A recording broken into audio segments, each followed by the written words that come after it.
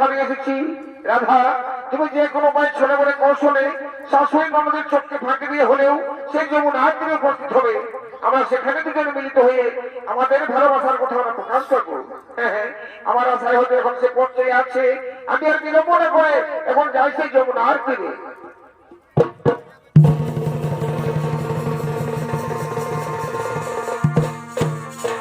এদিকে শ্রীমতী রাধারানী সাম দর্শনের জন্য আসছে যমুনার তীরে সে কদম নিক্ষেপ নিচ্ছে।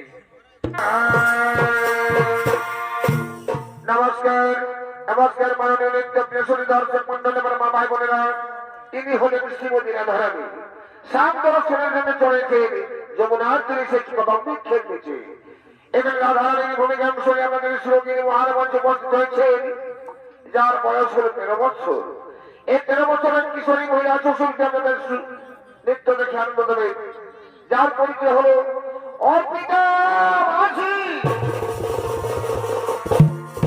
আমার কাকে